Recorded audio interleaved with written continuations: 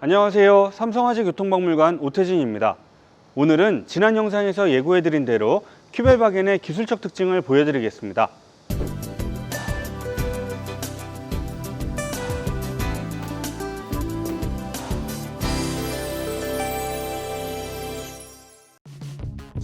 외관부터 살펴볼까요?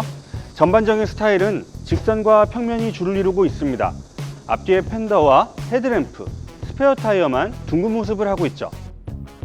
이렇듯 각진 모습에 어두운 색상이 더해져 단단하고 강한 인상을 풍기는데요. 이러한 생김새와 달리 큐벨바겐의 보디는 얇은 철판으로 만들어졌습니다. 옆면이 보이는 패턴들은 철판의 강성을 더하기 위해 낸 것이죠. 전면을 보면 스페어 타이어와 삽이 장착되어 있고요. 그 위로 연료 주입구가 있습니다. 주입구 밑에는 연료 탱크 용량이 표기되어 있네요.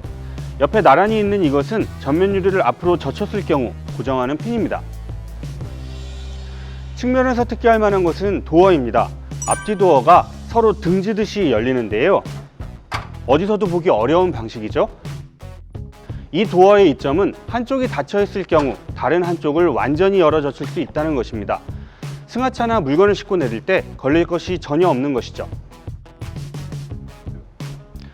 후면은 전면보다 급격히 경사져 내려오는데 엔진 덮개에도 역시 강성을 더하기 위해 패턴이 적용된 모습입니다.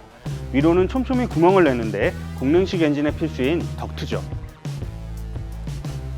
상부는 소프트 탑으로 개폐가 가능한데 군용차들이 의뢰 그렇듯 거친 직물의 캔버스 탑입니다. 소프트 탑을 덮어도 측면은 개방되어 있어서 빗물이 들이치면 맞을 수밖에 없는데요. 몇몇 사진 자료를 보면 탈부착이 가능한 창이 있지만 아쉽게도 저희 소장품에는 남아있지 않습니다. 이어서 엔진과 여러 장치들을 보겠습니다. 엔진 덮개를 열면 엔진이 보입니다. 배기량 985cc 수평대양 4기통의 이 엔진은 역사편에서 말씀드렸듯 공랭식이어서 여러 기후대에서 잘 작동한 것은 물론 라디에이터가 없기 때문에 순행식보다 총격에 의한 손상이 덜했습니다.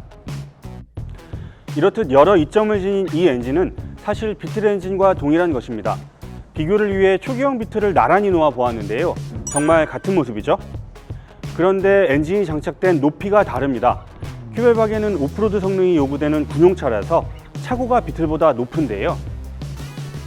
지면에서 최상단까지를 의미하는 전고는 비틀이 1.5m, 큐벨바겐이 1.7m로 20cm 차이가 나고, 지면에서 차체의 하단까지를 의미하는 최저지상고는 비틀이 20cm, 큐벨바겐이 36cm로 16cm가 차이납니다.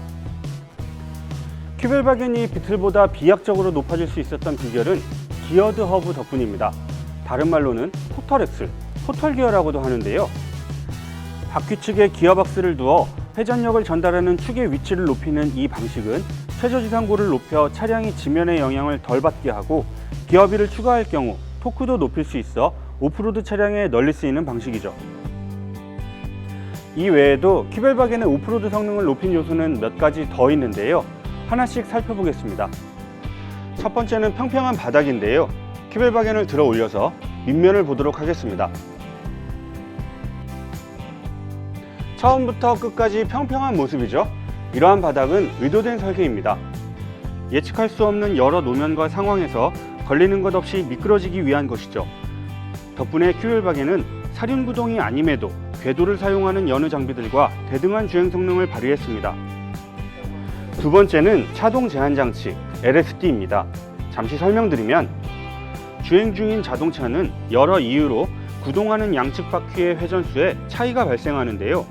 LSD는 이 차이에 제한을 두는 장치로 견인력이 약해진 바퀴에 동력을 전달하는 장치입니다.